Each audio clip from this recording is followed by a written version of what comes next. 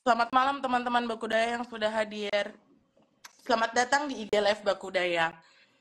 Eh, karena waktunya, aku serahkan aja kepada kakak-kakak yang akan memimpin sesi IG Live malam ini ya. Silahkan Mbak Pepi dan Mbak Reni. Wah, pinter banget emang Kiki ya, Mbak Ren. Langsung dilempar ke kita. Iya dong. Oke. Thank you ya Ki. Kita mulai aja ya Mbak Ren. Baik. Oke. Tema kita malam ini tentang apa nih Mbak Ren? Judulnya tuh ya, Peace Begins with Equity. Menarik sekali. Begins with Gender Equity. Oh, oke.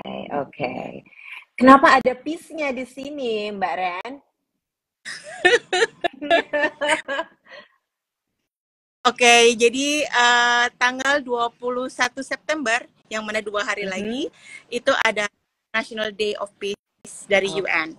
Jadi kita itu, dan kemudian hari ini, konon, kita ada pembicara yang sangat expert di dalam gender equity. Yes. Jadi kita peace dan gender equity. Oke, sip. Mantap banget. Nah, untuk pembicara kita yang memang ahli banget nih di bidang gender ya, dia adalah Mbak Oktoria yang kemudian biasa kita kenal dengan panggilan Mbak Ria. Nama lengkapnya Oktoria Masniari, tapi biasa kita panggil Mbak Ria. Dan Mbak Ria ini sudah menjabat sebagai Ketua Sri Kandi di Semen Indonesia Group dengan selama sekitar 3 tahun terakhir ini. Jadi pemahaman tentang gender, tentang bagaimana kesetaraan gender pasti sudah sangat dikuasainya. Nah, langsung aja kita undang ya. Kita langsung tanya-tanya ke Mbak Ria-nya. Ayo Ki. Siap, sedang mengundang. Baik, mari Mbak Ria, selamat bergabung. Ada Mbak Heni juga nih. Halo. Halo Mbak. This is like my first IG live streaming. Checklist. Selalu ada saat pertama kali melakukan apa aja ya, Mbak Ria? Siap. Okay. Baik, kita langsung aja karena waktu kita juga nggak banyak nih. Kak Ria, aku biasanya manggilnya Kak Ria. Hai, ya teman-teman. Dan Kak Pepi, Kak Reni, Kak Kiki ya. Hai. Selamat Di Sri Kandi itu biasanya memanggil sesama itu dengan sebutan kakak gitu ya Kak Ria ya? Correct. It represent sisterhood ya, Kak Pep. Nah, Kak Ria mungkin sebelum kita masuk tentang gender secara khusus, Sri Kandi itu apa sih? Komunitas Sri Kandi yang ada di khususnya SIG Group itu merupakan salah satu komunitas yang dibentuk dari banyak BUMN yang nantinya menginduk kepada Sri Kandi, komunitas Sri Kandi BUMN yang dikukuhkan berdasarkan instruksi dari Menteri BUMN saat ini, Pak Erick Thohir, dengan 2 pilar KPEP, Women Leadership and Women Empowerment. Women Leadership dan Women Empowerment. Oke. Thank you banget. Oke. Nah, Mbak Reni, ada nggak pertanyaan nih untuk Kak Ria? Langsung tembak. Siap, Kak Reni. Ya, Kak Ria, ada equity, ada equality. Ini beberapa juga kemarin sempat ada yang nanya nih, kok gender equality? Bolehlah diberikan pencerahan apa sih beda equality dan equity, terutama konteksnya dalam gender. Siap, ini banyak banget kita bahas ya Kak Pepi saat masa-masa Kak Pepi di SIG Group. Jadi memang kalau kita lihat dari banyak reference baik dari UN terkait dengan SDGs, kemudian UN Women, kemudian dari Harvard Business Review dan lain-lain gitu ya. Banyak yang membahas memang kata ini gitu. Kalau equality, tentunya perlakuan atau treatment serupa to all genders. Kalau equity tentunya fairness atau treatment yang diberikan itu based on bagaimana setiap kita dengan perbedaan kebutuhan, perbedaan requirement, itu bisa difasilitasi untuk nantinya mencapai tujuan yang disebut penciptaan nilai. Jadi kalau konteksnya bisnis, maka gender equity itu akan pada ujungnya itu menghasilkan menciptakan nilai untuk keberlanjutan sebuah bisnis. Jadi memang ini poinnya adalah sustainability. Seperti itu sih, Kak. Oke. Thank you banget. Kalau gampangannya mungkin equality semua dikasih 500 gitu ya. Kalau lebih seperti apa supaya bisa mencapai outcome yang diinginkan. Fairness. Betul Kak. Oke. Nah, aku mau nanya lagi. Siap. Boleh. Oke. Kakak, aku mohon maaf ya, aku tuh agak-agak gaptek pakai IG dan tidak bisa men-share ini postingan kemarin. Sorry, barusan aku share, baru aja. Nggak apa-apa. Iya. Oke. Kak Ria, kalau dalam pengalaman Kak Ria nih dengan Sri Kandi dan aktif dalam gender equity, apa sih tantangan yang paling mendesak terkait gender equity dan yang Kak Ria lihat itu perkembangannya over time seperti apa? Iya, jadi kebetulan aku lagi bikin artikel sama salah satu mentor aku yang ada di UI seperti itu. Nah, itu menariknya kalau kita bahas soal terkait dengan gender ya kakak-kakak ya, di 10 tahun terakhir untuk jurnal terindeks Scopus gitu kan, itu di 10 tahun terakhir untuk all area ya, itu cuma sekitar 4.000-an artikel 10 tahun terakhir. It means setiap tahun itu cuma 400 artikel dan itu sangat sedikit. Kalau kita internasional Scopus all. Ini sudah ngomong global. Jadi kalau kita ketik di Scopus gender equity gitu kan ya, atau yang terkait dengan itu sekitar 4.000-an something gitu. Jadi untuk 10 tahun terakhir 2014 sampai 2024 itu jadi per tahunnya cuma sekitar 400-an sekian. Kalau kita narrowing down ke yang terkait dengan psikologi dan juga social science itu cuma sekitar 1.800 artikel gitu globally yang terindeks Scopus gitu. Berarti setiap tahun tuh cuma sekitar less than 200 kan, 180 sekian gitu. Jadi memang kita sudah progressing untuk memperkenalkan, memberikan awareness dan berjuang sama-sama nih untuk memperjuangkan gender equity terutama at workplace. Tapi memang evidence, kemudian data, kemudian penelitian dan seterusnya yang terkait ini masih sangat sedikit gitu kakak-kakak. Jadi masih long way to go, tapi tentunya dengan kita sama-sama sering rajin melakukan acara-acara seperti ini, menulis dan seterusnya, itu bisa memberikan awareness, diseminasi dan juga mengajak sesama kakak-kakak kita yang lain nih bahwa kita nih satu gitu untuk memperjuangkan ini bareng-bareng demi keberlanjutan entah itu bisnis dan seterusnya. Kemudian tadi kalau what the most pressing challenge ya Kak ya tadi pertanyaannya ya. Kalau buat aku yang no questions itu adalah harassment and safety at workplace ya. Kalau itu sudah dilanggar tentunya langsung aja cabut gitu kan. Kalau itu kan sudah pastinya itu baseline banget ya kakak-kakak ya.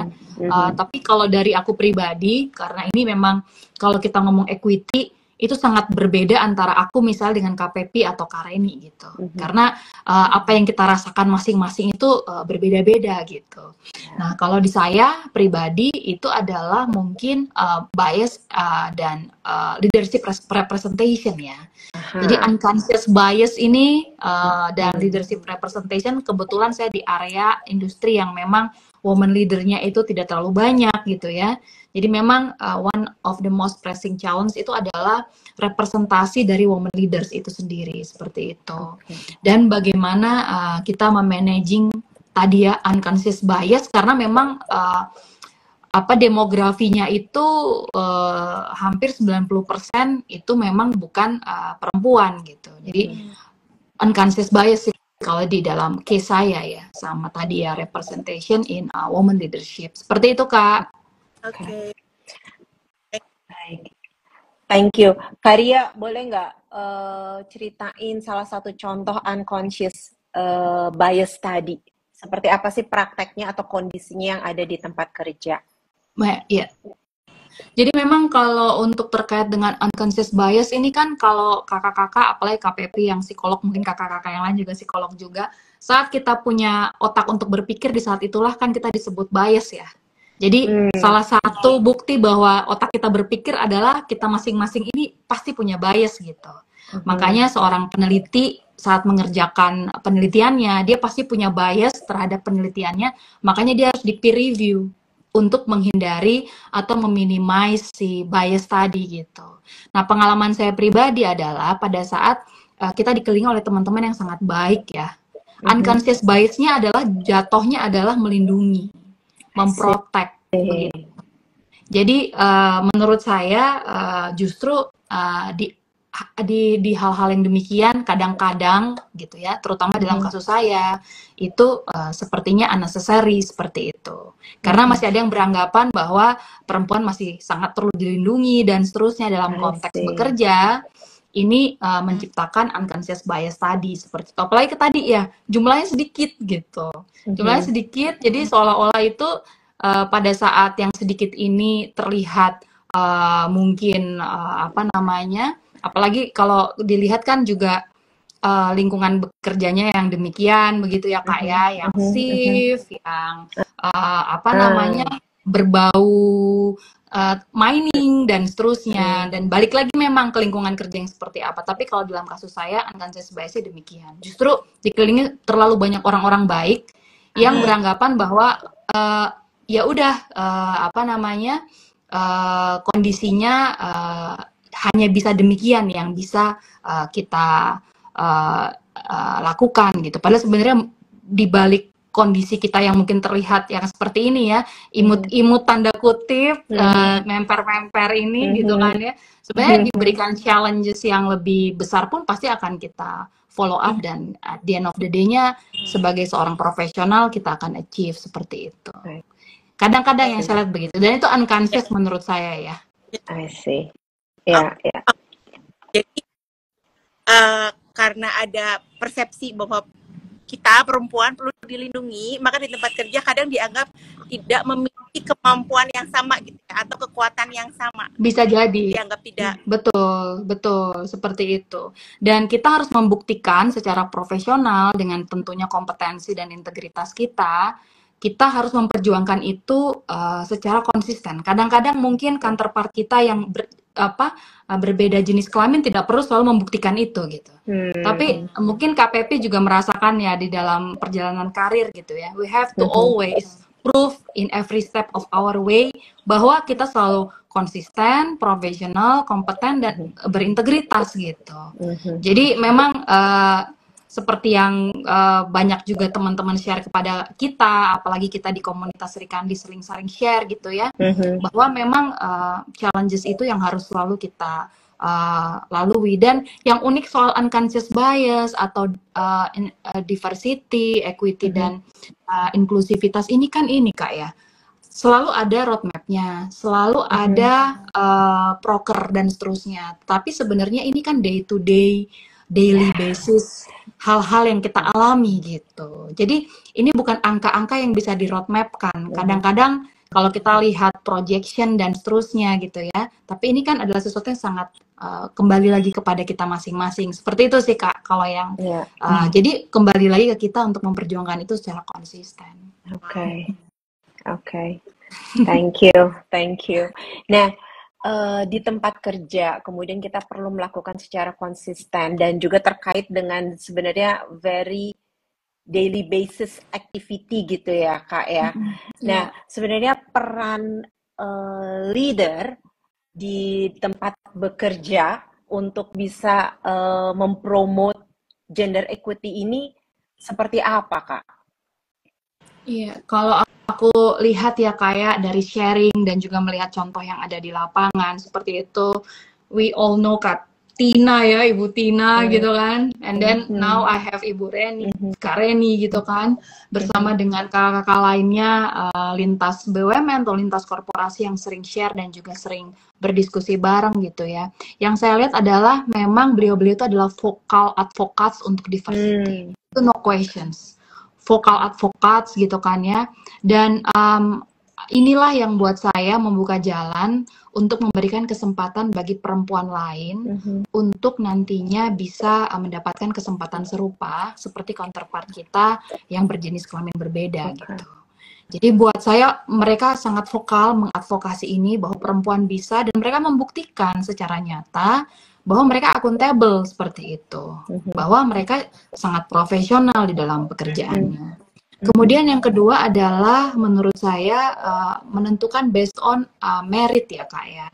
Jadi pakai data driven decisions gitu, data driven accountability gitu. Jadi merit system ini sangat membantu kita kakak-kakak gitu ya untuk bisa menyampaikan profesionalisme dalam bentuk numbers tadi ya, yang nantinya menghasilkan value apa bagi keberlanjutan perusahaan. Nah, kalau menurut saya beliau-beliau sangat konsisten dengan hal tersebut, termasuk banyak sekali riset yang menunjukkan bahwa dengan adanya women leaders maka dia akan meng-create another woman leaders gitu. Jadi inilah yang membuat kita semua apa ya namanya melaksanakan pekerjaan itu pun paham bahwa oh kalau sudah ada yang menjadi leaders gitu ya, apalagi the top one gitu kan ya, berarti anything is possible gitu si Kak Pep, Kak Reni, Kak Kiki. Thank you banget. Jadi tadi peran dari leadernya. Nah kalau sekarang peran dari karyawannya nih, dari individu-individunya. Kira-kira apa yang bisa dilakukan untuk mempromosi gender equity ini? Iya, kalau dari individu atau karyawan, yang pertama harus meningkatkan pemahaman, understanding mengenai, menurut saya, gender equity gitu. Karena kadang-kadang ketidaktahuan itu yang membuat seseorang itu menjadi takut kan, atau berpikir bahwa apa nih gitu, apalagi nih tren apalagi gitu. Jadi buat saya kita harus banyak-banyak menggali informasi. Sekarang banyak banget resources yang bisa kita gali dari manapun juga, untuk cross reference bisa juga. Dan semakin kita memahami sesuatu, kan kita semakin tahu apa yang harus kita lakukan, dan kita semakin tidak takut kan terhadap hal tersebut gitu ya. Jadi buat saya yang pertama masing-masing kita harus meningkatkan keberpahaman itu. Yang kedua mungkin ini ya, menjadi jujur dan memang menyampaikan jika kita memang masih belum tahu gitu kan ya. Jadi kalau kadang-kadang kita mengaku tidak tahu tuh juga kadang-kadang kan sulit juga ya Kak Pep ya. Jadi bahwa mengadmit bahwa saya tidak tahu gitu kan ya, dan bahwa kadang-kadang begini juga ya, kadang-kadang karena tadi equity itu kan sangat berbeda antara satu orang dengan yang lain. Bisa jadi problem yang saya rasakan tidak kakak rasakan, tapi yang problem yang kakak rasakan gitu kan tidak saya rasakan gitu. Bahwa privilege itu buat saya adalah kadang-kadang kita mengasumsikan sesuatu itu bukan masalah karena kita nggak merasakan gitu. Padahal bisa jadi itu adalah masalah besar gitu yang sebenarnya tidak terkena pada diri kita. Jadi bahwa kita harus jujur dan mengakui bahwa kita tidak tahu bahwa ada masalah itu. Itu penting dalam proses pembelajaran ini. Makanya kalau kita datangkan pembicara ya Kak Pep ke SIG dan seterusnya, mereka menceritakan kondisi di luar sana dan seterusnya. Sebenarnya ini kan membangkitkan awareness juga kepada karyawan SIG bahwa seperti apa sih universe-nya dalam kondisi, dalam konteks gender equity yang harus diperjuangkan bareng-bareng ini. Yang ketiga menurut saya empati, dan saat melakukan pembicaraan, diskusi, conversation, itu menyertakan empati yang tadi ya, karena bisa jadi masalah buat yang satu bukan merupakan masalah buat lain, jadi you have to be empathetic gitu. Dan yang terakhir mungkin menurut saya kasih responsibilities ya. Karena sebuah tim itu menurut saya yang kaya, dan ini saya sering sampaikan juga ke teman-teman kebetulan di tim saya, bahwa you have to have the cross function yang memang perspektif mana pikirkan selalu, perspektif mana yang masih belum kamu telusuri dan atau belum kita sertakan gitu.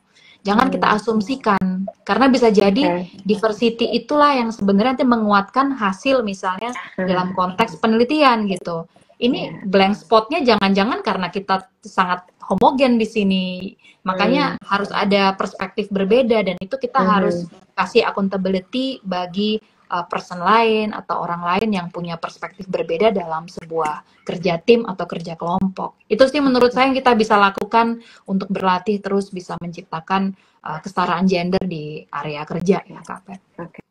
Oke. Berlatih terus untuk menciptakan kesetaraan gender. Menarik ya.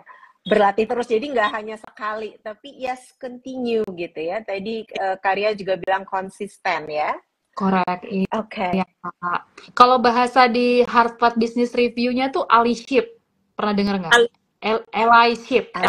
Jadi ya, jadi itu harus ya, jadi ada ini itu apa? Di buku HBR yang terbaru tuh allyship. Jadi bagaimana kita menurture supportive relationship untuk nantinya yang tadi ya underrepresent gitu ya, yang termarginalkan atau yang belum kita sertakan dalam diskusi untuk menghasilkan value itu bisa ikut kita rangkul gitu Kak, gitu sih. Menarik sih buat saya. Oke. Kak, pertanyaan terakhir, tadi kita sudah lihat dari sisi leader, kita udah lihat dari sisi individu, nah sekarang kita mau lihat dari sisi organisasi. Kalau dari sisi organisasi, kira-kira apa yang bisa organisasi lakukan untuk membangun sebuah budaya, di mana tadi Kakak sudah menyampaikan juga tentang inclusivity. Terus inclusivity dengan peace, karena tadi di awal juga sudah dijelaskan bahwa kita 21 September besok adalah International Peace Day. Nah, kita mau ngaitin nih peace, inclusivity, dan untuk menciptakan orang-orang tuh lebih harmoni. Dan tentunya dengan gender equity ya. Jadi bagaimana tadi peace, inclusivity, gender equity, sehingga organisasi itu juga bisa menjadi harmoni gitu Kak. Iya. Kalau di bahasa yang saat ini tuh DEI, jadi diversity, equity, and inclusivity. Ya. Jadi yang pertama tentunya kalau di organisasi itu kebijakan top down itu sangat memegang peranan ya kakak-kakak ya, gitu. Tapi juga bareng-bareng saya di sini dulu kita memperjuangkan bagaimana RWP itu bisa respectful workplace policy itu bisa selesai gitu kan ya. Kemudian bagaimana kebijakan yang didukung oleh top management ini bisa tadi memfasilitasi DEI tadi, diversity, equity, and inclusivity. Kemudian yang kedua adanya community seperti Sri Kandi SIG for example, kan ya, untuk bahasa kita dulu ya Kak, ruang aman berbicara, safe space bagi kita untuk saling berbagi, vulnerable mungkin conversation dan seterusnya gitu kan. Semangat sisterhood, makanya saling memanggil kakak ini untuk saling menguatkan gitu, karena permasalahan yang satu dengan yang lain bisa jadi sama dan serupa, bisa saling menguatkan. Kemudian yang ketiga mungkin organisasi bisa mendukung dengan melakukan periodic learning, socialization, dissemination, and training untuk tentunya bisa selalu merefresh nilai-nilai RWP, nilai-nilai akhlak begitu ya Kak Pep ya. Tentunya yang ini juga selalu Kak Pep sampaikan, perlu adanya coach, mentor gitu kan ya. Bagaimana coach dan mentor ini, saya ingat Kak Pep, info-info darimu. Jadi bagaimana coach and mentor ini bisa nantinya juga bisa berperan sebagai sponsor saat kita melaksanakan pekerjaan dengan profesional, dan tentunya dengan pada saat kita melakukan pekerjaan profesional, maka kondisinya akan membuka opportunity baik bagi tadi mentor maupun sponsor yang mau mempromosikan kita maupun kepada kitanya juga gitu. Karena semua keputusan kan dari ini ya, merit base ya, ada datanya, ada database-nya. Jadi memang accountability untuk mendukung opportunity bagi kita sangat didukung oleh data drive decisions. Itu sih menurut saya yang bisa dilakukan oleh organisasi untuk mendukung kita di dunia kerja, Kak Reni, Kak Kiki. Thank you banget nih. Kak Kiki, kita masih ada waktu atau gimana? Masih ada kok Mbak, silahkan dilanjut, masih seru. Baik kalau gitu. Nah, Kak Ria tadi kan banyak banget nih pesannya ya dari sisi leader, individu, organisasi, kemudian tadi juga bahwa kita perlu konsisten, profesional, kompeten, berintegritas gitu ya tadi ya. Bahasanya, betul. Nah, kalau seandainya diskusi kita ini, Kak Ria, mau kita ingat gitu ya dengan mudah untuk menjadi 3 poin lah kira-kira gitu Kak Ria. 3 poinnya apa aja nih Kak Ria yang menurut Kak Ria yang menjadi inti banget dari pembicaraan kita? Yang pertama, pada saat kita mau, kita kan peace ya, begins with equity ya.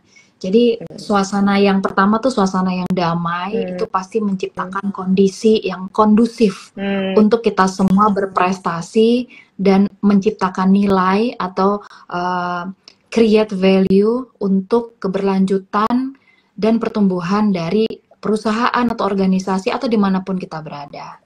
Itu pertama, karena lingkungannya kan damai ya Kak ya. Yang kedua tadi yang saya juga sudah sampaikan, kita sebagai perempuan juga harus menjaga profesionalisme, selalu meningkatkan kompetensi, selalu rajin untuk belajar hal-hal baru, mencoba hal-hal baru, seperti saya mencoba IG Live ini, dan selalulah berintegritas itu. Jadi seperti itu Kak Pep kalau dari saya, bahwa itu semua akan menghasilkan opportunity baru, membuka kesempatan dan jalan baru bagi peers kita, tentunya juga bagi sponsor kita yang mau mengangkat kita, dan bagi adik-adik kita nanti. Seperti itu Kak. Ya, ini menurut saya poin yang sangat menarik ya, bahwa apa yang kita lakukan itu tidak hanya untuk kita, tapi juga untuk yang lain ya. Leader, tadi women leader, create another women leader gitu. Kemudian yang saat ini bisa kita lakukan untuk diperjuangkan adalah bagaimana supaya next women berikutnya nih, generasi berikutnya bisa tetap mendapatkan kesempatan yang sama gitu ya. Betul Kak. Betul Kak, betul. Oke. Yay, menarik sekali. Wow. Menyenangkan Kak Pepi. Aku juga senang sekali dengan diskusi kita ini ya. Karen, masih ada yang mau ditanyakan? Nampaknya untuk saat ini tuh dulu, mungkin nanti bisa. Baik, thank you so much. Jadi tadi yang kalau saya lihat apa yang kemudian menjadi inti dari pembicaraan kita. Tadi Kak Ria sudah mengungkapkannya dengan sangat gamblang bahwa adanya suasana damai itu menciptakan kondisi yang kondusif ya, create value gitu ya tadi ya. Kemudian start, kalau untuk ada gender equity mungkin start harus dari perempuan itu sendiri gitu ya Kak Ria ya. Bahwa perempuan harus menjaga profesionalisme, kompetensi dan berintegritas, yes. Terus habis itu selalu kita create opportunity untuk the next generation.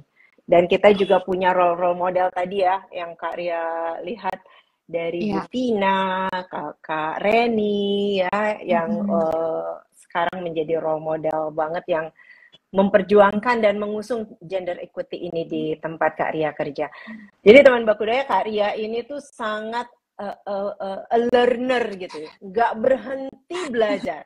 S1 selesai, S2 yang satu, S2 yang lain lagi, nggak cukup tuh satu S2. Sekarang lagi S3 lagi gitu. Ya kan Kak Ria? Never ending learning, hebat banget deh.